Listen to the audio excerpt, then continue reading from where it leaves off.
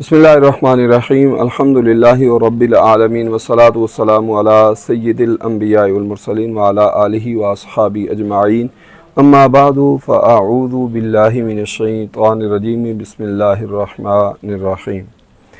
हज़रात गिरामी, आज का हमारा चौथा लेक्चर, इसका पहला हिस्सा हुज़ूर अकरम सल्लल्लाहु ताला अलैहि वालैहि वसल्लम की रोशन ज़िंदगी से सिद्क़ के बारे में क्या मफ़हूम हमें मिलता है और क्या रोशन मिसालें हमें मुयस्सर आती हैं। आपकी शान सादिक होना भी है, मसदूक होना भी है, और जब इस चीज़ को हम पढ़ेंगे इंशाअल्लाहुल अज़ीज़ आपका ईमान भी ताज़ा होगा और साथ साथ अमल की तरग़ीब भी मुयस्सर आएगी। अल्लाह ताला जल्ल जलालहू इरशाद फरमाता है, हादा यौम यनफ़उस्सादिक़ीन सिद्क़ुहुम लहुम जन्नातुन तजरी मिन तहतिहल अनहार खालिदीन फ़ीहा अबदा। आज नफ़ा देगा सच्चों को उनका सच, उनके लिए बाग हैं जिसके नीचे नहरें जारी हैं। यानी सिद्क़ जिसे कहा जाता है, इससे क्या होता है, ये नाफ़े बनता है और जन्नत में लेके चला जाता है। सिद्क़ किसे कहते हैं? सिद्क़ का आम माना ये है सच बोलना, सच्चाई इख्तियार करना।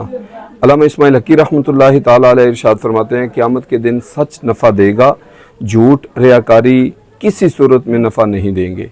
लिहाजा अक्लमंद को चाहिए कि वो सच्चाई का रास्ता इख्तियार करे और सच्चाई पे चलने की खूब कोशिश करे।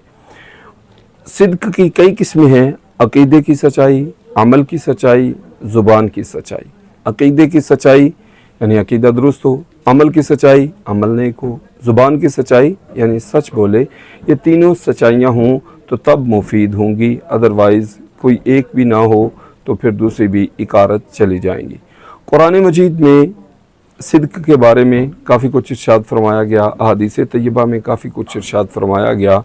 हम सच बोलने के इन आमात की तरफ अगर गौर करें तो जन्नत, सच्चों को अल्लाह पाक सच्चाई के बदले जन्नत अता फरमाएगा, अल्लाह पाक राज़ी हो जाएगा। और राज़ी होना, जो आयत मैंने पढ़ी, हादा यौम यनफ़उस्सादिक़ीन सिद्क़ुहुम, इसके आगे जाके रज़ियल्लाहु अन्हुम, कि अल्लाह उनसे राज़ी है।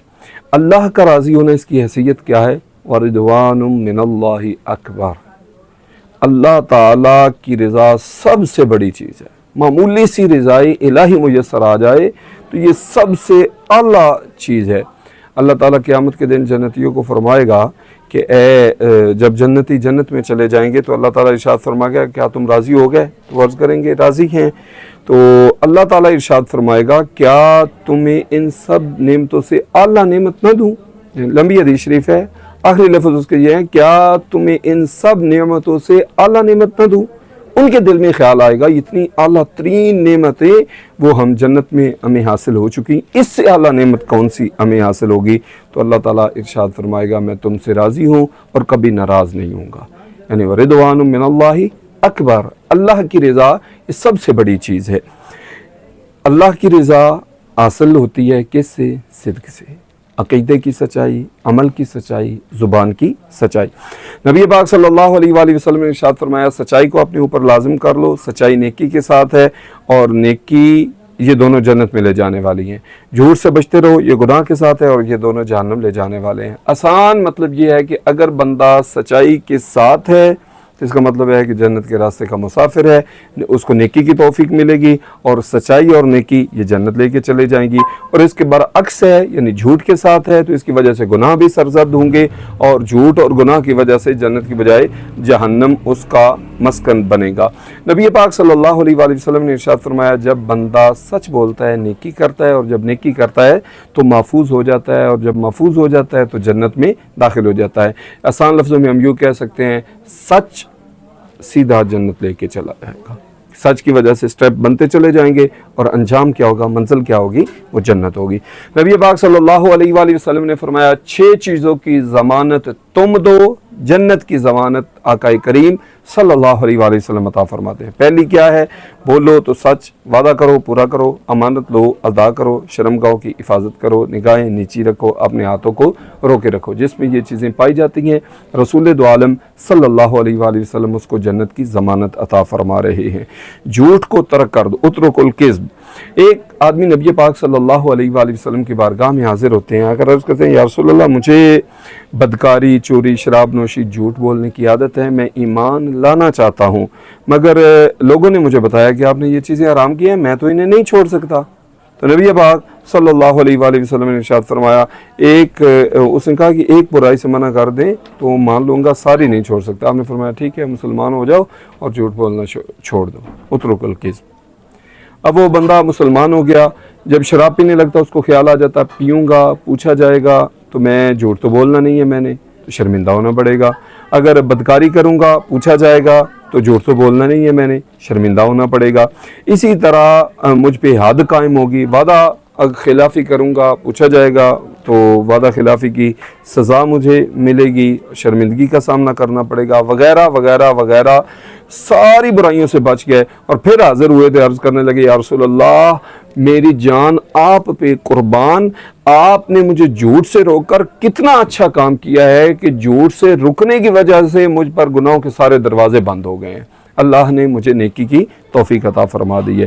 اس کا مطلب کیا ہوا کہ جو رسول اللہ صلی اللہ علیہ وآلہ وسلم نے ارشاد فرمایا تھا جھوٹ گناہ کے ساتھ ہے، یعنی جھوٹ بندہ چھوڑ دے تو اللہ تعالیٰ اس کو گناہوں سے حفاظت عطا فرما دیتا ہے۔ اسی طرح جھوٹوں کے ساتھ رہنے کا نقصان بہت زیادہ ہوتا ہے۔ مشہور مثال ہے ایک غلام کی، وقت کی قلت کی وجہ سے ہم اس کو فی الحال رہنے دیتے ہیں۔ اللہ تعالیٰ ارشاد فرماتا ہے سچوں کے ساتھ ہو جاؤ، آمنو اتقوا اللہ، ایمان والو اللہ سے ڈرو، وکونوا مع الصادقین، سچوں کے ساتھ ہو جاؤ۔ سچوں کے ساتھ ہونے کا مطلب کیا ہے؟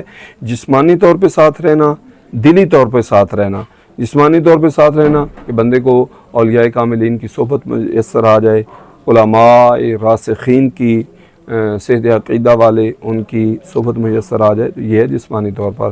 روحانی طور پہ ساتھ رہنا یہ ہے کہ بندہ دلی محبت رکھے اور جو ان کے نظریات ہیں کونو علی سبیلہم واعتقادہم، جو ان کا عقیدہ ہے وہ عقیدہ اپنا لو، جو ان کا نظریہ ہے وہ نظریہ اپنا لو، جو ان کا کردار ہے وہ کردار اپنا لو۔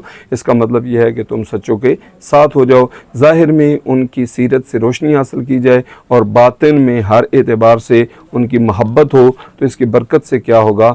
اللہ تعالیٰ جل جلالہ اس بندے کو سچوں کی برکتیں عطا فرما دے گا۔ لیجزی اللہ الصادقین بصدقہم ویعذب المنافقین ان شاء او یتوب علیہم۔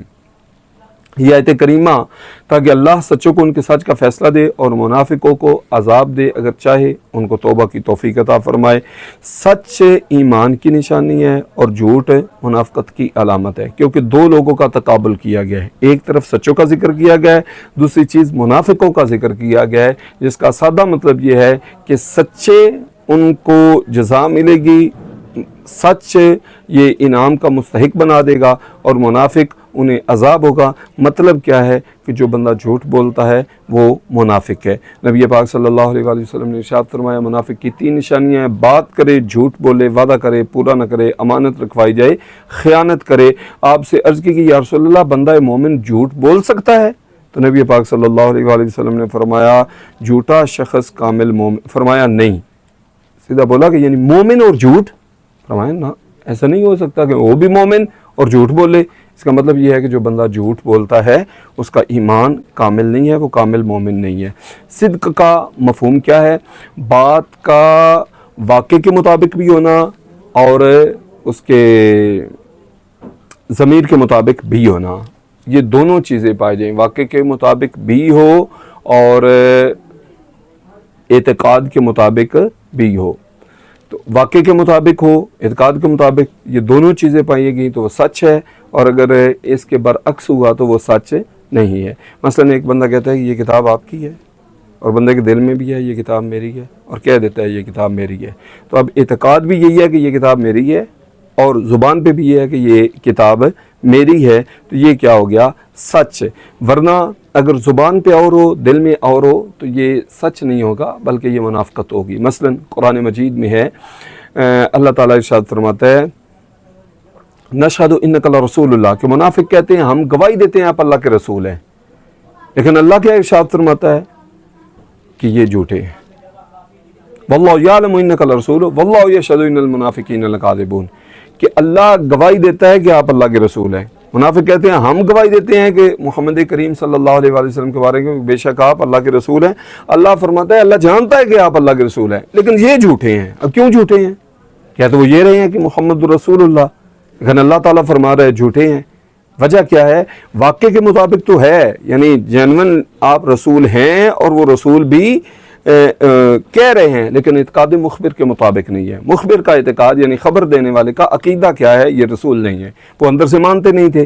اب زبانی کلامی جو اقرار کر رہے تھے اس کو صدق نہیں کہا گیا. مطلب کیا ہوا کہ زبان بھی سچ بول رہی ہو اور دل کا خیال بھی وہی ہو تو وہ صدق ہے. صدق کے 3 درجات ہیں: قول، عمل، حال. قول گفتگو میں صدق یعنی گفتگو حقیقت کے مطابق ہو، عمل میں صدق یعنی افعال اقوال کے مطابق ہوں، احوال میں صدق یعنی عقائد و نظریات کا سچا ہونا، یعنی مثلا اللہ تعالیٰ جل جلالہ ایک ہے، اب اس کا عقیدہ بھی یہی ہے کہ اللہ ایک ہے، تو یہ کیا ہے؟ احوال میں صدق. ہر جھوٹ برا ہے، لیکن عقیدہ کا جھوٹ جو ہے وہ سب سے زیادہ برا ہے. صدق یہ ہے کہ نہ تمہارے حالات میں کوئی ملاوٹ ہو، نہ تمہارے اعتقاد میں کوئی شک ہو، اور نہ ہی تمہارے اعمال میں کوئی عیب ہو. یہ رسالہ قشیریہ میں علامہ قشیری رحمۃ اللہ تعالیٰ علیہ نے تحریر فرمایا. اس کا مطلب یہ ہوا کہ زبان اور افعال میں سچے ہونے کے ساتھ ساتھ عقیدے میں سچا ہونا یہ بھی انتہائی ضروری ہے. سچ بولنے کے فائدے کیا ہیں؟ دینی اور دنیاوی فائدے کیا ہیں؟ اب ان کو دیکھتے جائیں، اور اگر معاذ اللہ ثم معاذ اللہ کوئی اس کے برعکس عادت ہے تو دیکھیے ہم کتنا نقصان کرتے ہیں اپنا. اور سچ جو ہے یہ کتنی برکتیں لانے والا ہے. سچ ہلاکت سے بچانے اور نجات دلانے والا ہے. سچ بولنا اللہ کے نیک بندوں کا طریقہ ہے اور جنت میں لے جانے والا ہے. اللہ کے محبوب بندے بن سکتے ہیں ہم سچ بول کر. قیامت کے دن اللہ سچوں کو انعامات سے نوازے گا. انبیاء، شہداء اور صلحاء کا ساتھ نصیب ہوگا. سچوں سے لوگ بھی محبت کرتے ہیں، ان پہ اعتماد کرتے ہیں. سچ بندوں کے اعمال اور ان کے مقام و مرتبہ کو بلند کرتا ہے. سچ کی وجہ سے بندے کے اندر کانفیڈنس ہوتا ہے، خود اعتمادی پیدا ہوتی ہے. سچ بولنے والوں کی باتیں لوگوں کے دلوں پہ اثر انداز ہوتی ہیں. نبی پاک صلی اللہ تعالیٰ علیہ وآلہ وسلم کی زبان مبارک کیا ہے؟ وما ينطق عن الهوى ان ہوا الا وحی یوحی، یعنی نبی پاک صلی اللہ تعالیٰ علیہ وآلہ وسلم، اس کے کئی مطلب ہو سکتے ہیں. ایک اس کا مطلب یہ ہے کہ نبی پاک اس بلند ترین مرتبے پہ پہنچے ہوئے ہیں کہ کلام رب وحدہ لا شریک کا ہے، کلام رب کا ہے، لیکن جاری محمد کریم صلی اللہ علیہ وآلہ وسلم کی زبان مبارک پر ہوتا ہے. دوسرا مطلب یہ ہے کہ زبان پر جو جاری ہوتا ہے وہ اس کی 2 ہی صورتیں ہیں، یا وہ اللہ تعالیٰ کا کلام ہے یا حدیث مصطفیٰ صلی اللہ علیہ وآلہ وسلم ہے. یعنی یا وحی جلی ہے جس طرح قرآن پاک کو وحی جلی کہا جاتا ہے، یا وحی خفی ہے یعنی حدیث شریف کو وحی خفی کہا جاتا ہے. وما ينطق عن الهوى سے ہے روشن، زبان مقدس پہ حق بولتا ہے. وہ دہن جس کی ہر بات وحی خدا، چشمائے علم و حکمت پہ لاکھوں سلام. تو اس سے اندازہ لگائیں کہ نبی پاک صلی اللہ علیہ وآلہ وسلم کی کیا شان ہے. ہماری اگر 100 باتیں ہم کریں، 99 باتیں ہماری باتوں کا تعلق خواہش سے ہوتا ہے، لیکن رسول دو عالم صلی اللہ علیہ وآلہ وسلم کی زبان مبارک سے جو نکلتا ہے وہ بالکل حق نکلتا ہے. ہم خوش گپیاں نفس چاہتا ہے تو اپنے منہ سے میاں مٹھو بننا شروع ہم کر دیتے ہیں، جھوٹ بولتے ہیں، مذاق مسخری وغیرہ وغیرہ وغیرہ وغیرہ، یہ ساری چیزیں ہم کرتے ہیں. لیکن نبی پاک صلی اللہ تعالیٰ علیہ وآلہ وسلم کا انداز مبارک دیکھیے کہ اس سے صرف حق نکلتا ہے. حضرت عبداللہ ابن عمر کی بات پہلے بھی ہو چکی کہ وہ ہر بات لکھ لیتے تھے نبی پاک صلی اللہ علیہ وآلہ وسلم کی. تو لوگوں نے کہا کہ کبھی بندہ غصے میں ہوتا ہے، کبھی کوئی کیفیت ہوتی ہے، خوشی کی کیفیت ہوتی ہے، تو آپ ہر بات نہ لکھا کریں. آپ نے فرمایا اکتب، لکھو. فوالذی نفسی بیدہ ما یخرج منہ الا حق، قسم ہے اس ذات کی جس کے قبضہ قدرت میں میری جان ہے، اس سے حق ہی نکلتا ہے. تو یہ شان صادقیت ہے نبی پاک صلی اللہ تعالیٰ علیہ وآلہ وسلم کی.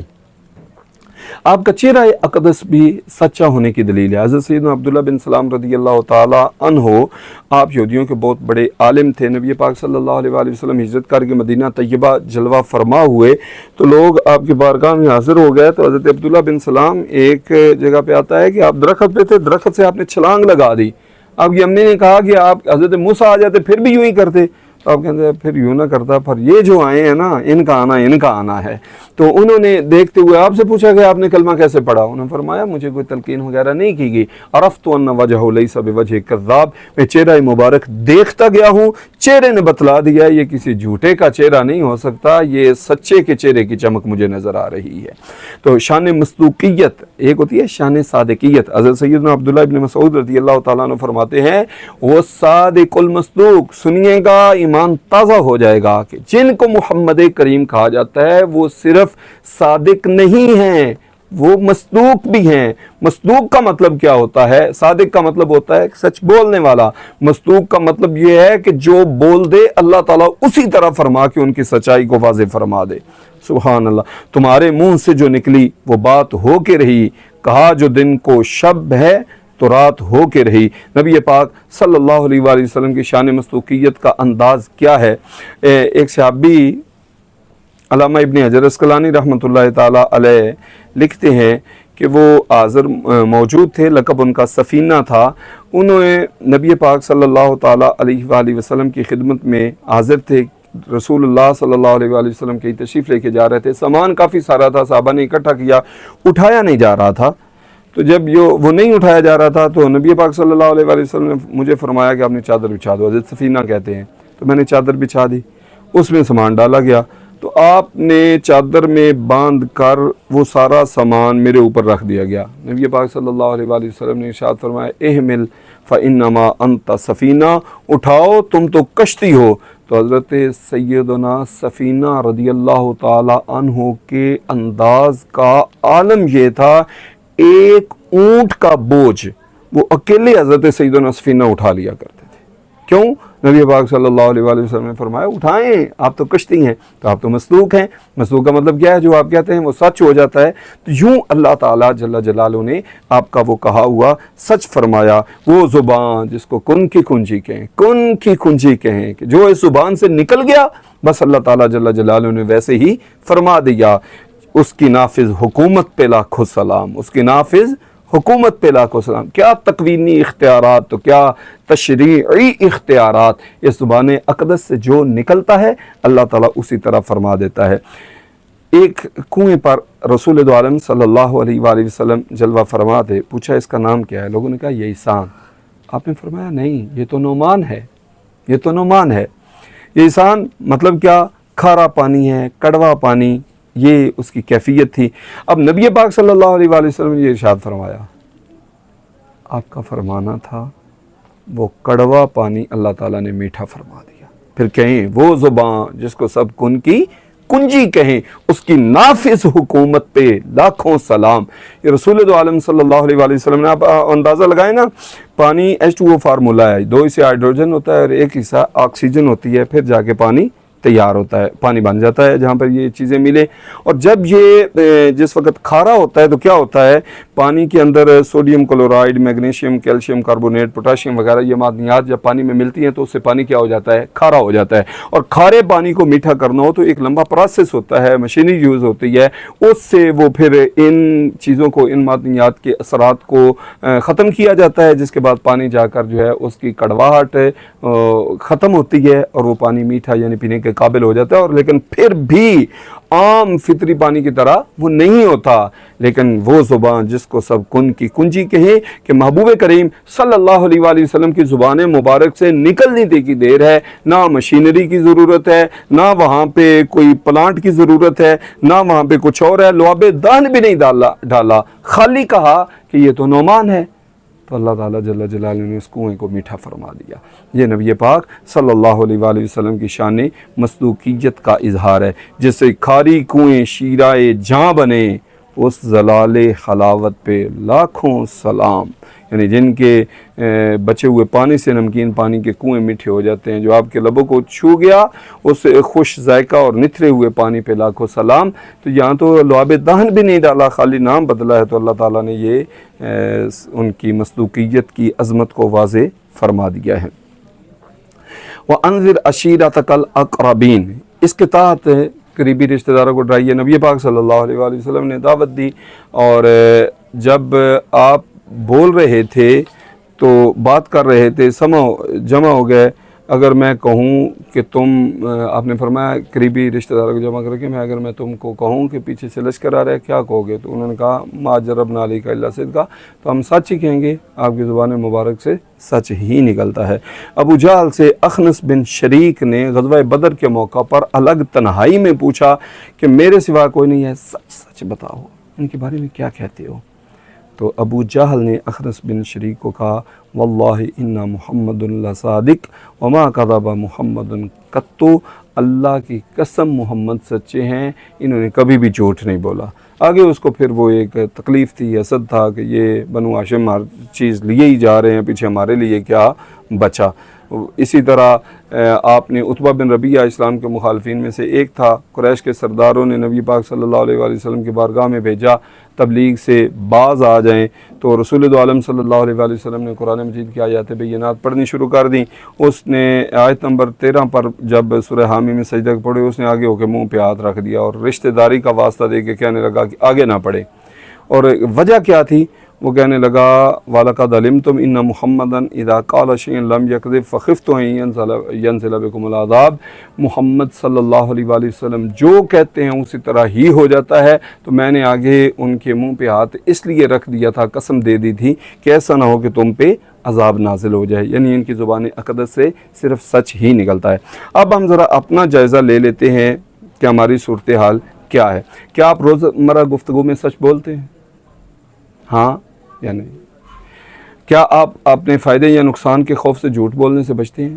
کیا آپ مذاق میں بھی جھوٹ نہیں بولتے ہیں؟ کیا آپ خود کو بہتر ظاہر کرنے کے لیے سچ کو توڑ موڑ کر پیش تو نہیں کرتے؟ کیا آپ بچوں کو سچ کی تعلیم دیتے اور خود بھی اس پر عمل کرتے ہیں؟ کیا آپ سنی سنائی باتیں تحقیق کے بغیر آگے تو نہیں بڑھا دیتے؟ کیا آپ کاروبار، تعلیم یا ملازمت میں سچ بولتے ہیں؟ کیا آپ بات بتاتے وقت کچھ چیزیں چھپا لیتے ہیں تاکہ دوسرا دھوکہ کھا جائے؟ کیا تنقید کرتے وقت مبالغاتاً جھوٹ شامل کر دیتے ہیں؟ کیا آپ جھوٹ بولنے پر شرمندہ ہوتے ہیں اور اس پہ توبہ کرتے ہیں؟ اگر تو 8 سے 10 والوں کا ہاں ہے تو آپ سچ بولنے والوں میں ہیں۔ عمل جاری رکھیں اور یہ حدیثیں ذہن میں رکھیں کہ سچ نیکی کے ساتھ ہے اور نیکی جنت، دونوں جنت۔ اور اگر 8 سے 10 والوں کا جواب نہیں ہے تو پھر 5 سے 7 ہے تو کوشش ہے لیکن کمزوری بہت ہے، ایسا نہ ہو۔ اور اگر 1 سے 4 ہے تو پھر جھوٹ بولنا عادت بنتا جا رہا ہے، فوری اصلاح کر دیں، ورنہ جھوٹ گناہ کے ساتھ اور دونوں جہنم میں لے جانے والے۔ ان چیزوں کو پیش نظر رکھیں۔ الصدق ینجی والکذب یہلک، سچ نجات دیتا ہے اور جھوٹ تباہ کر دیتا ہے۔ غلط فہمی کیا ہے؟ سچ ہمیشہ تلخ ہوتا ہے، اس لیے ہر بات منہ پر کہہ دینا سچائی ہے۔ حقیقت کیا ہے؟ سچ کا مطلب ہے درست بات کو شائستگی سے کہنا، دوسروں کو تکلیف نہ ہو۔ اور غلط فہمی کیا ہے؟ جھوٹ سے کسی کا فائدہ ہو رہا ہو تو جائز ہے، جھوٹ جھوٹ ہے، اس کا کوئی فائدہ نقصان کے ساتھ کوئی تعلق نہیں ہے۔ غلط فہمی کیا ہے؟ سچ بولنا والا ہمیشہ بے ضرر ہوتا ہے، بعض اوقات سچ بولنا قربانی مانگتا ہے اور قربانی دینی پڑتی ہے، مگر انجام کے لحاظ سے جو سچائی پہ ڈٹ جاتے ہیں اللہ پاک ان کو کامیابی دیتا ہے۔ غلط فہمی کیا ہے؟ ہر سچ زبان پر لانا فرض ہے، ہر سچ بولنا ضروری نہیں ہے، جو بولا جائے وہ سچ ہونا چاہیے۔ بعض اوقات خاموشی سے بہتر نتائج حاصل ہو سکتے ہیں۔ اگر جھوٹ سے کسی کا نقصان نہ ہو رہا تو یہ گناہ نہیں، جھوٹ خود ایک گناہ ہے، چاہے کسی کا نقصان ہو رہا ہو یا نہ ہو رہا ہو، لہذا اپنا نقصان ہی نقصان ہے جھوٹ بولے گا جو بندہ۔ غلط فہمی کیا ہے؟ جھوٹ بولنا مہارت یا ذہانت کی علامت ہے، خاص طور پر کاروبار یا سیاست میں جھوٹ سے تو یہ ہو جاتا ہے وجہ۔ اسلام میں جھوٹ بولنے والے کو منافق کہا گیا ہے، یہ وقتی فائدہ ہے، ورنہ حقیقت میں وہ بندہ منافقت کا لیبل اپنے ذمہ لے رہا ہے۔ غلط فہمی کیا ہے؟ مذاق میں جھوٹ بولنا جائز ہے، کسی کو نقصان نہیں ہوتا۔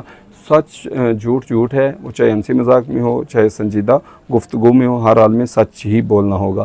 اگر میں سچ بولوں مسئلہ خراب ہو جائے تو بہتر ہے کہ جھوٹ بول کر بچا لیا جائے۔ مسئلہ خراب ہونا وقتی ہے، جھوٹ بول کر عذاب الہی کا مستحق بندہ بن جاتا ہے۔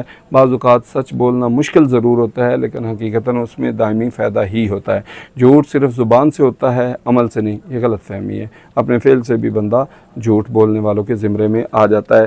خلاصہ یہ ہے کہ سچ ہے تو نجات ہے، سچ نہیں ہے تو منافقت ہے، منافق ہے، اور سچ نہیں ہے تو پھر گناہ کے ساتھ ہے، سچ نہیں ہے تو پھر جہنم کا مکین بن رہا ہے بندہ۔ اللہ تعالیٰ جل جلالہ صادق و مصدوق آقا صلی اللہ علیہ وآلہ وسلم کے طفیل ہمیں سب کو ہمیشہ سچ بولنے قائم رہنے کی توفیق عطا فرمائے۔ جی دوسرے حصے میں آج ہمارا سبق مصطفیٰ کریم صلی اللہ تعالیٰ علیہ وآلہ وسلم کا لڑکپن، آپ کی شادی اور بعد کے معاملات، چند معاہدے، اس میں آپ کا سفر، یہ چیزیں زیر بحث آئیں گی۔ نبی پاک صلی اللہ علیہ وآلہ وسلم کے بچپن میں ہی کیفیت یہ تھی، قحط پڑ گیا تو لوگ پریشان تھے، گزارا نہیں ہو رہا تھا، تو ایک آدمی نے یہ مشورہ دیا کہ جاؤ، کہاں انات افکون، کہاں بھٹکتے پھر رہے ہو، تمہارے پاس مشکل کشا موجود ہیں، حضرت ابراہیم اور اسماعیل علیہ السلام کی نشانی تمہارے پاس موجود ہے۔ لوگ سمجھ گئے، وہ جناب ابو طالب کے پاس آئے اتفاق کر کے، تو زوردار قحط ہے تو آئیے بارش کو طلب کیجئے۔ تو نبی پاک صلی اللہ تعالیٰ علیہ وآلہ وسلم بھی ساتھ تھے، نبوت کے انوار اپنا رنگ دکھا رہے تھے، رخ انور کو دیکھ کے ایسا لگتا تھا جیسے فوراً بادل نکل آئے۔ جناب ابو طالب نے آپ کو پکڑا اور کعبہ شریف سے آپ کی پیٹھ مبارک لگا دی اور دعا کے لیے ہاتھ اٹھائے۔ پہلے بادلوں کا نام و نشان نہیں تھا، فوراً بادل آئے اور موسلادھار بارش شروع ہو گئی، جل تھل ہو گیا ہر طرف۔ اس وقت جناب ابو طالب نے یہ کہا، وَأَبْيَضَ يُسْتَسْقَى الْغِمَامُ بِوَجْهِهِ ثِمَالُ الْيَتَامَى عِصْمَةٌ لِلْأَرَامِلِ، یعنی وہ گورے رنگ والے کہ ان کے منہ کے صدقے، ان کے چہرہ مبارک کے صدقے بارش کا پانی مانگا جاتا ہے، یتیموں کی جا پناہ اور عصمت للاراملی، بیواؤں کے نگہبان ہے۔ تلوذا بہ الہلاک من آل ہاشمی، بنی ہاشم تباہی کے وقت ان کی پناہ میں آتے ہیں۔ فہم عندہ فی نعمت و فوادلی، ان کے پاس ان کی نعمت و فضل میں بسر کرتے ہیں۔ نبی پاک صلی اللہ علیہ وآلہ وسلم کی برکت سے اللہ تعالیٰ نے قحط کو دور فرما دیا۔ اسی طرح تجارت کے لیے جب جناب ابو طالب جانے لگے تو نبی پاک صلی اللہ علیہ وآلہ وسلم بھی ساتھ، تقریباً 12 سال کی عمر تھی اس وقت آپ کی، تو آپ بھی ساتھ گئے۔ وہاں ایک درخت کے سائے میں قافلہ ٹھہرا تو درخت کے قریب ہی ایک عیسائی راہب کی خانقاہ تھی، جرجیس، جو بحیرہ کے لقب سے مشہور تھا۔ ایک عرصے سے وہ وہاں پر موجود تھا، اس کے سامنے قافلے آتے جاتے تھے، اس نے کبھی ان کی پرواہ نہیں کی تھی، لیکن اس نے دیکھا کہ اس قافلے میں ایک نوخیز نوجوان ہے اور کیفیت یہ ہے کہ وہ جدھر بیٹھتا ہے بادل اس پہ سایہ کر دیتے ہیں، جدھر جاتا ہے بادل آ کے اس پہ سایہ کر دیتا ہے۔ حتیٰ کہ وہ ایک درخت کے نیچے قافلہ ٹھہرا تو جہاں پہ نبی پاک صلی اللہ علیہ وآلہ وسلم ٹھہرے وہاں تک سایہ درخت کا نہیں پہنچ رہا تھا، لیکن درخت نے اس طرف خود جھک کے اپنا سایہ نبی پاک صلی اللہ علیہ وآلہ وسلم کی خدمت میں پیش کیا۔ تو اس نے پھر دعوت کیا۔ اب قافلے والے بھی حیران ہیں کہ یہ کیا بات ہوئی کہ یہ پہلے پوچھتا ہی نہیں ہمیں اور آج اس نے ہمیں دعوت دے ڈالی ہے، آتے جاتے تو ہم رہتے ہیں تو لفٹ ہی نہیں کراتا، تو آج دعوت دے ڈالی ہے۔ اس نے کہا بتاتا ہوں، اصرار کیا، دعوت قبول کر لی گئی۔ راہب نے پھر نبی پاک صلی اللہ علیہ وآلہ وسلم سے کچھ سوال کیے، بلکہ آپ نہیں گئے تھے، سامان کی حفاظت کے لیے آپ کو چھوڑ دیا گیا۔ اس نے پوچھا کوئی رہ تو نہیں گیا؟ انہوں نے کہا جی یہ اس طرح ایک بچہ، انہوں نے کہا ان کو بھی بلاؤ۔ جب نبی پاک صلی اللہ علیہ وآلہ وسلم جلوہ فرما ہوئے تو اس نے وہ مطمئن ہو گیا زیارت کر کے، تو اس نے بلایا اور بات کرنا شروع کر دی۔ لات و عزیٰ کا واسطہ دیتا ہوں، سچ بولنا۔ آپ نے صاف ستھری طبیعت کی وجہ سے آپ نے اس سے نفرت کا اظہار کیا، اس بات سے، لات و عزیٰ سے۔ پھر اس نے کہا اللہ کی قسم دیتا ہوں، پوچھیں۔ آپ نے بتا دیا جو سوالات کیے، آپ نے اس کے جوابات دیے، تو اس نے پھر مہر نبوت شریف کی زیارت کی، کپڑا ہٹا کر اور اسے چوم لیا۔ پھر جناب ابو طالب کو راہب کہنے لگا یہ بچہ آپ کا ہے؟ انہوں نے کہا ہاں میرا بیٹا ہے۔ راہب کہنے لگا ہو ہی نہیں سکتا، یہ آپ کا بیٹا ہو، یہ ہو ہی نہیں سکتا کہ ان کے والد زندہ ہوں۔ ابو طالب کہنے لگے ٹھیک ہے یہ میرا بھتیجا ہے۔ راہب نے کہا کہ ان کی والدہ کہاں ہیں؟ ابو طالب نے کہا کچھ عرصے پہلے فوت ہوئی ہیں۔ راہب نے کہا آپ کے بھتیجے کی بڑی شان ہے، انہیں لے کے واپس چلے جائیں، یہودیوں سے ہوشیار رہیں، پہچان لیا جیسے میں نے پہچانا ہے تو وہ نقصان پہنچائیں گے۔ لفظ راہب کے یہ تھے، اور اندازہ لگائیے باریک باریک باتیں، وہ بھی نبی پاک صلی اللہ علیہ وآلہ وسلم کی عظمتوں کے ڈنکے اللہ تعالیٰ نے پہلی کتب میں بھی بیان فرمائے ہوئے ہیں۔ ظاہر ہے کائنات کی تخلیق ہی ان کے لیے ہے۔ تو اس کے لفظ یہ تھے، ھذا سید العالمین ھذا رسول رب العالمین یبعث اللہ رحمۃ للعالمین، یہ تمام جہانوں کے سردار ہیں، تمام جہانوں کے رب کے رسول ہیں، اللہ پاک نے انہیں سارے جہانوں کے لیے رحمت بنا کر بھیجا ہے۔ ابو طالب نے انہیں لے کر واپس چلے گئے۔ حرب فجار، جب آپ کی عمر مبارک 14 سال تھی تو ایک جنگ ہوئی، یہ قریش اور بنو حوازن کے درمیان ہوئی۔ اللہ پاک نے محبوب کریم صلی اللہ علیہ وآلہ وسلم کی حفاظت فرمائی۔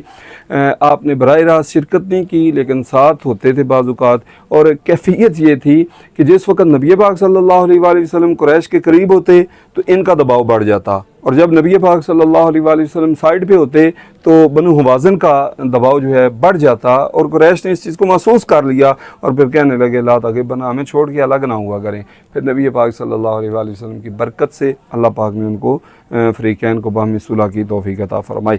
حلف الفضول، ایک آدمی زبید قبیلے کا، وہ آیا، اس نے سردار عاص بن وائل، اس نے اس سے کوئی سامان خریدا، اس نے کہا میں پیسے نہیں دیتا۔ وہ کئی سرداروں کے پاس گیا، کوئی بات اس کی نہیں سن رہا تھا، اس نے اونچی اونچی پہاڑی پہ چڑھ کے آوازیں دینے شروع کر دیں، تو زبیر بن عبد المطلب سب سے پہلے اس کی فریاد پہ آپ نے لبیک کہا۔ اس کے بعد قریش کے کچھ صلح پسند لوگوں نے اصلاحی تحریک چلائی کہ ہم بالکل بھی کسی پہ ظلم نہیں ہونے دیں گے، اور سارے اکٹھے ہو کر گئے اور عاص بن وائل کو کہا کہ یہ تم واپس کرو۔ اس جو معاہدہ قریش نے کیا آپس میں کہ حلف الفضول اس کو کہا جاتا ہے کہ ہم کسی پہ ظلم نہیں ہونے دیں گے، ظالم کا محاسبہ کریں گے۔ نبی پاک صلی اللہ علیہ وآلہ وسلم فرمایا کرتے تھے زمانہ نبوت میں بھی، لو دعیت بھی لعجبت، تو آج بھی اس وعدے کے نام پر مجھ سے کوئی مدد مانگے گا تو میں اس کی مدد فرماؤں گا۔ تجارتی اسفار، آپ کے قریش چونکہ تاجر پیشہ لوگ تھے، نبی پاک صلی اللہ علیہ وآلہ وسلم نے اجرت پر گلہ بانی بھی کی، اور اس میں کیا حکمت تھی وہ میں نے آپ کی خدمت میں پہلے عرض کیا۔ اور پھر تجارت کے لیے 10 برس کی عمر میں چچا زبیر بن عبد المطلب کے ساتھ آپ نے یمن کا تجارتی سفر کیا۔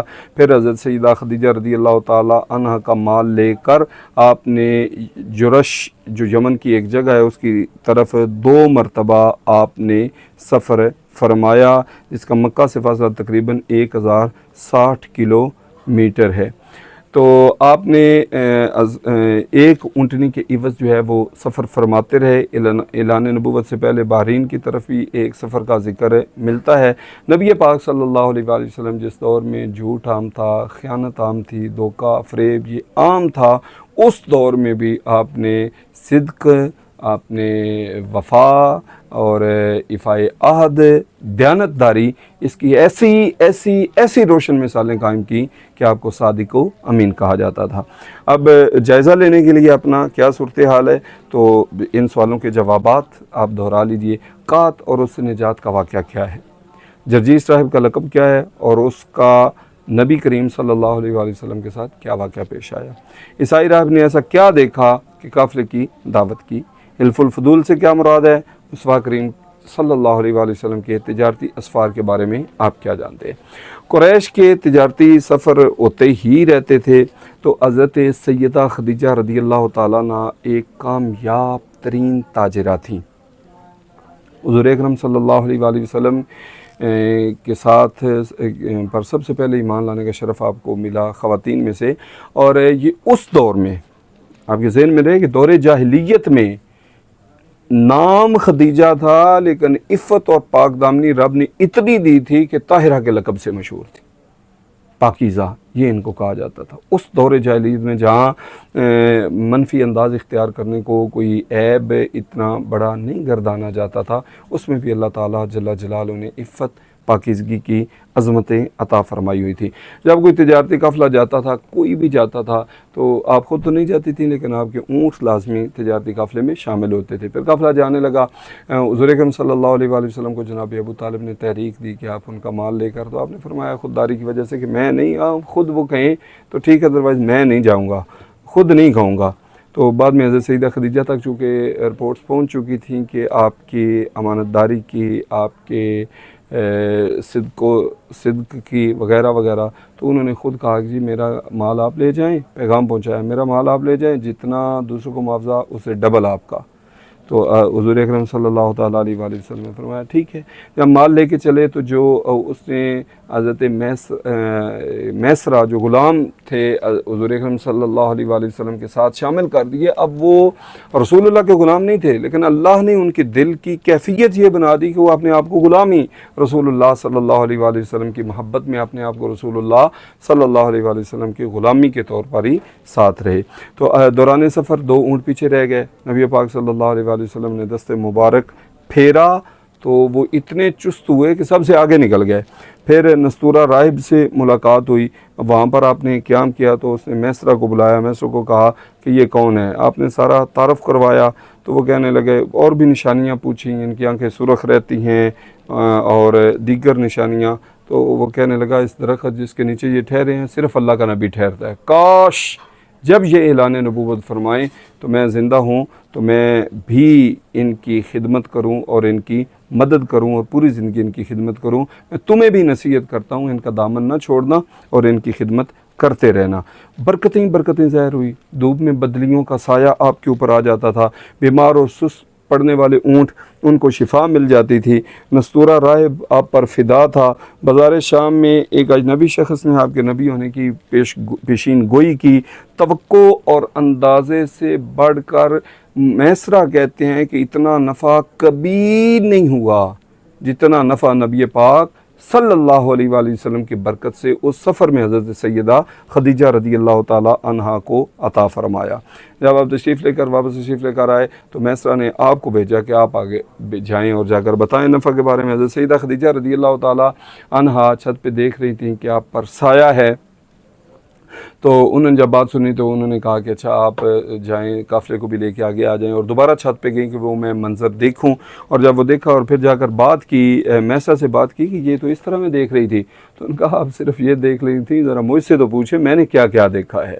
وہ سارے مظاہر ان کی نگاہوں میں تھے کہ کس طرح وہ اونٹوں کا چست ہونا، نستورہ راہب کا ملنا، اور اسی طرح دیگر بادلوں کا سایہ کرنا وغیرہ وغیرہ ساری چیزیں سامنے تھی۔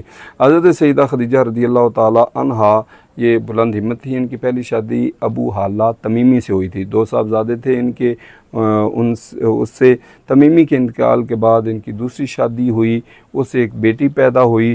اس کی وفات کے بعد کئی لوگوں نے پیغام بھیجا، یعنی 2 شادیاں آپ کی پہلے ہو چکی تھیں اور کئی لوگوں نے بعد میں پیغام بھیجا لیکن آپ نے نکاح نہ فرمایا۔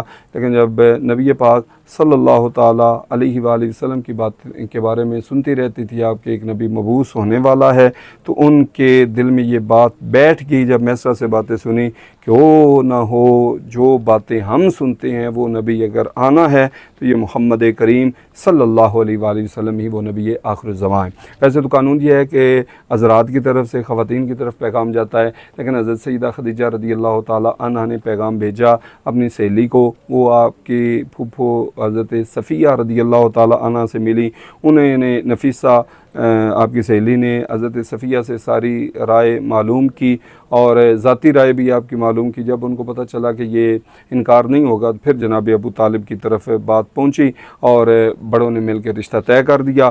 20 اپنے مال سے 20 اونٹ آکمار مقرر کیا۔ عمروں میں فرق ہونے کے باوجود محبت مثالی تھی۔ جب تک حضرت سیدہ خدیجہ 25 سال 2 ماہ کی عمر میں تقریباً آپ نے نکاح فرمایا حضرت سیدہ خدیجہ سے، اور جب تک وہ زندہ رہی ہیں اس وقت تک نبی پاک صلی اللہ علیہ وآلہ وسلم نے کوئی اور نکاح نہیں فرمایا۔ 2 بیٹے 4 بیٹیاں آپ سے پیدا ہوئیں۔ سب سے پہلے حضرت قاسم کی پیدائش ہوئی، یہ پاؤں پہ چلنا سیکھ رہے تھے، ان کا وصال ہو گیا۔ پھر حضرت عبداللہ پیدا ہوئے، لقب طیب و طاہر تھا، کچھ عرصے بعد ان کا بھی انتقال ہو گیا۔ پھر جب آپ کی عمر 30 سال ہوئی تو آپ کے ہاں حضرت سیدہ زینب پیدا ہوئیں، جن کا نکاح ان کے خالہ زاد بھائی ابو العاص سے کر دیا گیا تھا حضرت سیدہ خدیجہ کے سامنے۔ اور جب آپ کی عمر 33 سال ہوئی تو آپ صلی اللہ علیہ وآلہ وسلم کی دوسری بیٹی حضرت رقیہ پیدا ہوئیں، جن کا نکاح مکہ شریف میں حضرت عثمان غنی رضی اللہ تعالیٰ عنہ سے ہو گیا۔ آپ کی تیسری بیٹی حضرت ام کلثوم، جن کا نام مدینہ میں آپ صلی اللہ علیہ وآلہ وسلم نے حضرت رقیہ کی وفات کے بعد حضرت سیدنا عثمان غنی رضی اللہ تعالیٰ عنہ سے 3 ہجری میں فرمایا۔ نبوت ملنے کے بعد جب آپ کی عمر 41 سال تھی اس وقت حضرت سیدہ طیبہ طاہرہ سیدہ فاطمہ زہرا رضی اللہ تعالی عنہا آپ کی پیدائش ہوئی اور مدینہ طیبہ میں 3 ہجری میں حضرت سیدنا علی المرتضیٰ شیر خدا رضی اللہ تعالیٰ عنہ سے آپ کا نکاح ہوا۔ آپ صلی اللہ علیہ وآلہ وسلم کے تیسرے بیٹے حضرت ماریہ قبطیہ سے پیدا ہوئے۔ 17 ماہ کی عمر میں 10 ہجری میں ان کا وصال ہو گیا۔ یہ نبی پاک صلی اللہ علیہ وآلہ وسلم کا عرصہ تھا۔ اب ایک بات پیش نظر ہے، خبیث الفطرت لوگ جو ہوتے ہیں ان کے اندر گند ہوتا ہے تو ان کی زبانوں پہ بھی گند ہوتا ہے۔ جب دشمنان اسلام کو اور کوئی چیز نہیں ملی تو یہ ملحد وغیرہ اور مستشرقین وغیرہ نے جو باتیں کی ان میں معاذ اللہ ایک بات نبی پاک صلی اللہ علیہ وآلہ وسلم کے نکاحوں کے حوالے سے بھی کی جاتی ہے۔ تو ایک بات ذہن میں رکھیے، 25 سال کی عمر میں سب سے حسین ترین اور ہر طرف شہرت، عزت و احترام والی شخصیت نکاح فرماتے ہیں کس سے؟ بیوہ سے، جن کی پہلے 2 شادیاں ہو چکی ہیں۔ اگر معاذ اللہ کوئی منفی پہلو ہم تو سوچ بھی نہیں سکتے، جو خبیث اس طرح کی فطرت کے حامل ہیں وہ اگر کوئی اس طرح کی کوئی کروڑواں حصہ بھی اس طرح کی صورتحال ہوتی تو نبی پاک صلی اللہ علیہ وآلہ وسلم جس عمر میں تھے اپنے سے تقریباً دگنی عمر کی خاتون کے ساتھ نکاح نہ فرماتے، اور پھر جن کی پہلے 2 مرتبہ شادی ہو چکی، جن کی اولاد بھی تھی، 65 سال کی عمر میں ان کا وصال ہوا۔ اس وقت نبی پاک صلی اللہ علیہ وآلہ وسلم کی عمر مبارک 50 سال تھی، یعنی 25 سال آپ ساتھ رہے اور 25 سال میں آپ نے کسی اور کے ساتھ نکاح نہیں فرمایا۔ تو یہ نبی پاک صلی اللہ علیہ وآلہ وسلم کا وہ انداز مبارک ظاہر کرتا ہے کہ آپ میں معاذ اللہ ثم معاذ اللہ اپنے منہ پر تھوکتے ہیں لوگ جو منفی انداز میں سوچتے ہیں۔ اب کہ ہر نکاح میں جو حکمتیں تھیں آپ پڑھیں، اس میں تھیسس ہو چکے ہیں، آپ پڑھیں تو ایمان تازہ ہو جائے۔ جتنے مسائل گھریلو خواتین کے ہیں، یہ حضرت سیدہ عائشہ صدیقہ رضی اللہ تعالی عنہا سے نکاح کی ایک برکت ہے کہ آج امت کی خواتین کو پریشانی نہیں ہے، ہر مسئلے کا حل ام المؤمنین صدیقہ بنت صدیق رضی اللہ تعالی عنہما نے رسول اللہ صلی اللہ علیہ وآلہ وسلم کی برکت سے بیان فرمایا ہوا ہے۔ اور بعض اوقات جہاں صحابہ کرام علیہم رضوان اٹک جاتے تھے مسئلے میں، وہ حضرت سیدہ عائشہ صدیقہ رضی اللہ تعالیٰ عنہ کی خدمت میں حاضر ہوتے تھے اور آپ پردے کے پیچھے سے ان کی مشکل حل کر کے شرعی رہنمائی فرما دیا کرتی تھی۔ الغرض نبی پاک صلی اللہ تعالیٰ علیہ وآلہ وسلم کے 25 سال تک آپ کی فتح و پاک دامنی پر قائم رہنا آپ کا عرب کے ماحول میں، پھر اس کے بعد آپ کا نکاح فرمانا اپنی سے تقریباً دگنا عمر کی بیوہ خاتون کے ساتھ، اور پھر ان کے ساتھ جب تک ان کا زندہ رہنا آپ کا اور نکاح نہ فرمانا، اور پھر جب نکاح فرمانا اس کے پیچھے کئی حکمتیں ہونا، یہ نبی پاک صلی اللہ تعالیٰ علیہ وآلہ وسلم کی عظمت کو واضح کرتا ہے۔ حضرت سیدہ خدیجہ رضی اللہ تعالیٰ عنہ نے اپنا سارا سامان نبی پاک صلی اللہ علیہ وآلہ وسلم کی خدمت اقدس میں پیش کر دیا۔ حضرت سیدہ طیبہ حضرت فاطمہ زہرا رضی اللہ تعالیٰ عنہا آخر میں آپ کی اولاد کے طور پر آخر میں دنیا میں تشریف لائیں۔ کعبہ شریف کی تعمیر کی گئی، سیلاب آیا تھا، طوفان آیا تھا جس کی وجہ سے کعبہ شریف کا کچھ حصہ منہدم ہو گیا تھا۔ آج کل سیلابی صورتحال ہے وطن عزیز میں، اور کچھ لوگ جو ہیں وہ اندر کی خباثت کو ظاہر کرنے کے لیے جی بزرگوں نے نہیں بچایا، کوئی لے آؤ بابا لے آؤ، تو وہ اس طرح تو اس طرح کی باتیں کرتے نظر آتے ہیں۔ اچھا یہ بتایا جائے کعبہ شریف کس کا گھر ہے؟ اللہ کا گھر ہے۔ اور کعبہ شریف منہدم اس وقت کیوں ہوا؟ ایک سائڈ سے کیوں ہوا؟ کیونکہ وہاں پہ سیلاب آ گیا تھا، اس وجہ سے دوبارہ تعمیر کعبہ کی ضرورت اس وجہ سے پیش آئی اور کعبہ شریف شہید کیا گیا۔ پھر دوبارہ جب وہ حضرت ابراہیم علیہ السلام والی بنیادیں ملیں، پھر انہوں نے جب مزید شہید کرنا چاہا تو وہ دھماکے کی آواز آئی تو انہوں نے ادھر ہی چھوڑ کے وہاں سے پھر بنیادوں سے ان سے اٹھانا شروع کر دیا۔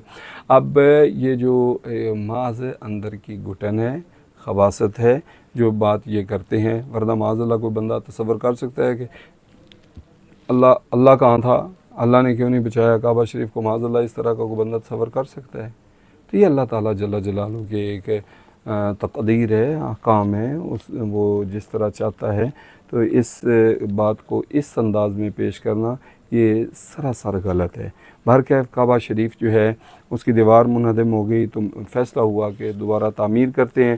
پھر تعمیر کرتے وقت جھگڑا ہونا شروع ہو گیا۔ نبی پاک صلی اللہ علیہ وآلہ وسلم نے خود اس تعمیر میں حصہ لیا۔ آپ پتھر اٹھا کے اپنے چچا کے ساتھ لاتے تھے۔ جھگڑا ہوا حجر اسود کے موقع پر، ہوگا کیا، اب کون رکھے گا؟ کئی دن 4-5 دن رولا رہا۔ پھر انہوں نے کہا کہ جو بندہ باب بنی شیبہ سے، جو موجودہ باب السلام ہے، اس سے جو کل صبح آئے گا وہ فیصلہ کرے گا۔ اب اس سے آنے والی شخصیت وہ محمد کریم صلی اللہ علیہ وآلہ وسلم تھے۔ اور جب قریش نے دیکھا، سب نے، مختلف قبیلے والوں نے دیکھا وہ یہ آئے ہیں، تو ان کی زبان پہ لفظ کیا تھے؟ ہاذا محمد ھذا الامین قد ردینا بھی، یہ تو محمد کریم ہیں، امانت دار ہیں، ہم ان پہ راضی ہیں۔ یعنی جو فیصلہ یہ فرما دیں گے ہم اس پہ بالکل راضی ہیں۔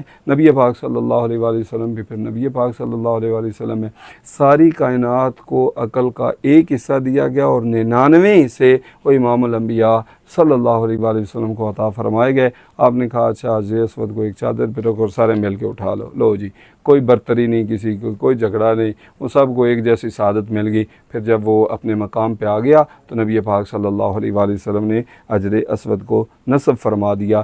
بچپن سے 40 سال تک کی عمر مبارک کا عرصہ گزر چکا تھا، اور کئی مواقع پر آپ کی عظمت، آپ کا حیا، وقار، خاموشی، حق پسندی، مروت، ملنساری، افاعت، امانت داری، خوشروئی، عاجزی، غریبوں فقیروں کی غمخواری، خبر گیری، خلق خدا کی خیرخواہی اور احساس سمیت تمام نیک عادات میں اتنے بلند تھے جس کا تصور بھی نہیں کیا جا سکتا۔ اللہ پاک نے ہر حوالے سے اتنی عظمتیں دی ہوئی تھیں۔ وہ ہے نا کہ یہی پھول ہے جو خار سے دور ہے، یہی شمع ہے کہ دھواں نہیں۔ یہ ایسے پھول ہیں، ویسے تو پھولوں کے پاس کانٹے ہوتے ہیں، لیکن محمد کریم ایسے پھول ہیں کہ بالکل کانٹے کا کوئی تصور ہی نہیں ہے، اور جہاں پہ شمع ہو وہاں دھواں بھی ہوتا ہے، لیکن محبوب کریم صلی اللہ علیہ وآلہ وسلم وہ پر نور انداز ہے آپ کی، وہ چمک دمک ہے کہ دھوئیں کا نام و نشان نہیں ہے۔ کوئی بھی عقل سلیم رکھنے والا اگر غور کرے گا تو اس کو مان لینے کے سوا اس کے پاس کوئی چارہ نہیں ہوگا۔ کعبہ شریف کی تعمیر 2 قول ہیں، ایک ہے 4 مرتبہ ہوئی، ایک ہے 5 مرتبہ ہوئی۔ 4 مرتبہ والا قول جو ہے اس کے مطابق سب سے پہلے حضرت ابراہیم علیہ السلام نے تعمیر کیا، اور کچھ ضعیف روایات سے یہ ہے کہ سب سے پہلے حضرت سیدنا آدم علیہ نبینا علیہ السلام نے تعمیر کیا۔ مارکیف پہلے حضرت ابراہیم علیہ السلام نے تعمیر کیا۔ حضرت اسماعیل، اس وقت کعبہ کی اونچائی 7 ہاتھ، لمبائی 30 ہاتھ اور چوڑائی 22 ہاتھ تھی۔ دوسری مرتبہ بعثت نبوی سے قبل نبی پاک صلی اللہ علیہ وآلہ وسلم نے جس تعمیر میں شرکت فرمائی یہ تعمیر ہوئی۔ تیسری مرتبہ جب یزید بن معاویہ نے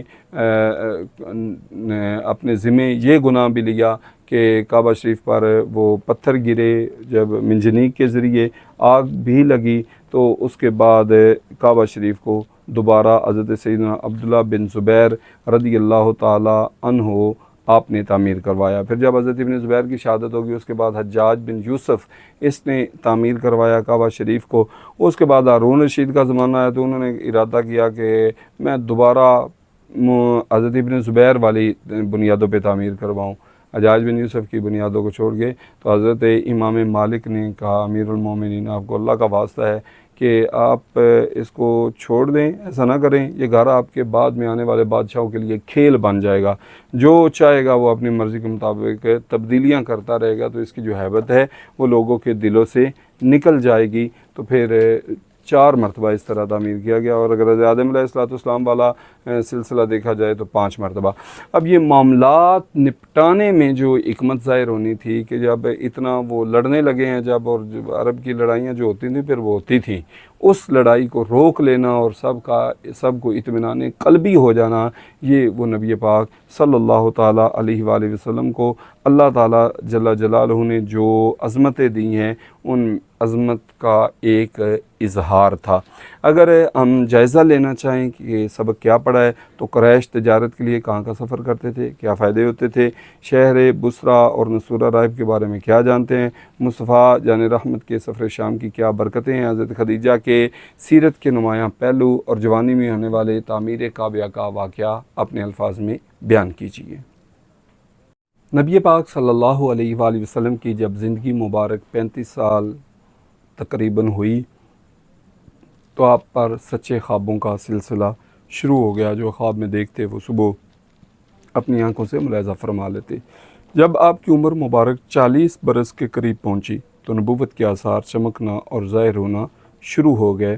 تو اللہ تعالیٰ ویسے چاہے تو فوراً کسی کو کچھ بھی دے دے، کسی کو فوراً کسی جگہ پہ پہنچا دے، لیکن اللہ تعالیٰ جل جلالہ کی حکمت کا ایک تقاضا یہ ہے کہ وہ چیزوں کو آہستہ آہستہ آہستہ آہستہ کمال تک پہنچاتا ہے۔ کہا جاتا ہے کہ انسان کے لیے 40 سال کی عمر سن کمال ہے، جسمانی ذہنی قوتیں عملی صلاحیتیں وہ درجہ کمال تک پہنچ جاتی ہیں 40 سال میں۔ تو اللہ کے آخری نبی صلی اللہ علیہ وآلہ وسلم نے اس عمر تک ان اوصاف کے ساتھ اخلاق، کردار اور سیرت کی پاکیزگی میں بھی بے مثل و بے مثال تھے۔ غار حرا میں آپ جایا کرتے تھے۔ مسجد حرام شریف سے تقریباً 4 کلومیٹر کے فاصلے پر جبل نور میں واقع ہے۔ پہاڑ کی اونچائی 634 میٹر ہے، جہاں نبی پاک صلی اللہ علیہ وآلہ وسلم جل فرما ہوتے تھے۔ لمبائی 4 اور چوڑائی تقریباً 1.5 میٹر ہے۔ سارا دن سورج اندر نہیں جھانک سکتا، یہ کیفیت ہے اس کی۔ عمارتیں بننے سے پہلے اس غار سے کعبہ شریف کو دیکھا جانا ممکن ہوتا تھا۔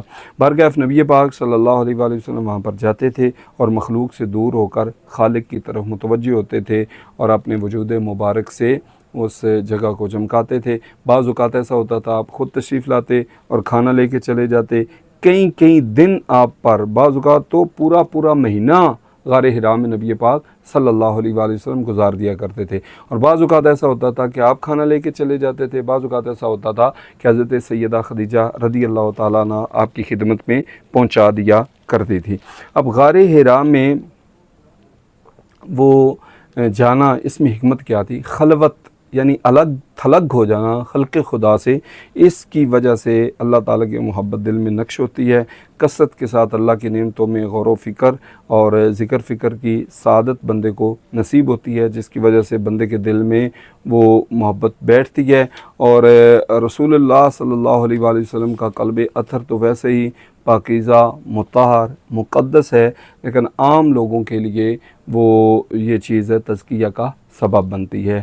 قلب سے وہ چیزیں جو پستی کا باعث ہیں، جس میں غرور، خود پسندی، حسد، ریا، حب دنیا وغیرہ ایسے بیماری ہیں، یہ تنہائی کی وجہ سے دور ہوتی ہیں اور اللہ کی محبت پروان چڑھتی ہے۔ باقی نبی پاک صلی اللہ علیہ وآلہ وسلم کو دعوت کا جو بوجھ اٹھانا تھا، اس کی تیاری کے لیے قلب اقدس آپ کا غار حرا میں تیار کیا گیا۔ نبوت کی علامتیں آپ پہ ظاہر ہونے لگی۔ 6 ماہ تک خوابوں کا سلسلہ یہ جاری رہا، سچے خوابوں کا سلسلہ، اور آپ صبح اس چیز کو دیکھ لیتے تھے جو کچھ ہوتا تھا۔ پھر آپ تنہا نکل جاتے، جدھر جاتے تھے حجر کیا شجر کیا آپ کی خدمت میں صلاۃ و سلام پیش کیا کرتے تھے۔ اب بعد میں خود آپ نے ارشاد فرمایا، انی لأعرف حجرا بمکہ کان یسلم علیہ قبل ان ابعث انی لأعرفہ الآن، میں ہر اس پتھر کو جانتا ہوں جو اعلان نبوت سے پہلے میری خدمت میں سلام پیش کیا کرتا تھا۔ جدھر نبی پاک صلی اللہ علیہ وآلہ وسلم جلوہ فرما ہوتے تھے، یہ صورتحال آپ کے ساتھ ہوتی تھی۔ پہلی وحی پھر نبی پاک صلی اللہ علیہ وآلہ وسلم کو اللہ تعالیٰ جل جلالہ نے غار حرا میں بھیجا۔ حضرت فرشتے آئے تو انہوں نے آ کر کہا اقرا، آپ نے فرمایا ما انا بقاری، 3 مرتبہ یہ کلمہ ہوا۔ تیسری مرتبہ انہوں نے خوب زور سے گلے لگایا اور پھر کہا اقرا بسم ربک الذی خلق خلق الانسان من علق اقرا وربک الاکرم۔ نبی پاک صلی اللہ علیہ وآلہ وسلم وحی لے کر اس حالت میں واپس آئے کہ آپ کا جسم قلب اقدس کانپ رہا تھا۔ آپ نے فرمایا مجھے چادر اڑا دو، اور قلب اقدس سے روب کی کیفیت جاتی رہی۔ تو آپ نے پھر ساری بات حضرت سیدہ خدیجہ رضی اللہ تعالیٰ عنہ سے شیئر کی، تو انہوں نے تسلی دیتے ہوئے کہا واللہ ما یخزیک اللہ ابدا، اللہ تعالیٰ آپ کو کبھی بھی غمگین نہیں کرے گا۔ کیوں؟ انک لتصل الرحمہ، یہ خوبیاں سبحان اللہ، آپ رشتے جوڑتے ہیں، تحمل الکلہ، دوسروں کا بوجھ اٹھاتے ہیں، وتکسب المعدوم، جس کے پاس کچھ نہ ہو اس کے لیے آپ کمائی کرتے ہیں، تقری الضیف، مہمان نوازی کرتے ہیں، وتعین علی نوائب الحق، حق کی طرف لے جانے والوں کی مدد کرتے ہیں۔ ورقہ بن نوفل کے پاس لے کر چلی گئی، اور یہ حضرت خدیجہ کے چچا زاد بھائی تھے۔ یہ عیسائی ہو گئے تھے، عبرانی زبان میں کتابت وغیرہ کا کام کرتے تھے، تو آپ نے کہا کہ حضرت خدیجہ نے کہ اچھا آپ نے بھتیجے کی بات سنیے، تو آپ نے کہا کہ بھتیجے کیا دیکھتے ہو؟ یہ بھتیجا ویسے لفظ عرب والے اپنے سے عمر میں چھوٹی کے لیے، جس کی عمر چھوٹی ہوتی تھی اس کے لیے بول دیتے تھے۔ جب آپ نے ساری بات بتائی تو وہ کہنے لگے یہ وہی فرشتہ ہے جو اس کو اللہ پاک نے موسیٰ علیہ السلام پر اتارا تھا، کاش ان دنوں میں جوان ہوتا، کاش میں زندہ ہوتا جب آپ کی قوم آپ کو نکالے گی۔ آپ نے فرمایا کہ ہاں میری قوم مجھے نکالے گی۔ تو انہوں نے کہا کہ جب بھی کوئی شخص ایسی چیز لے کر آیا جیسی آپ لائے ہیں تو اس سے دشمنی کی گئی ہے، اگر مجھے آپ کا وہ زمانہ نصیب ہوا تو میں آپ کی بھرپور مدد کروں گا۔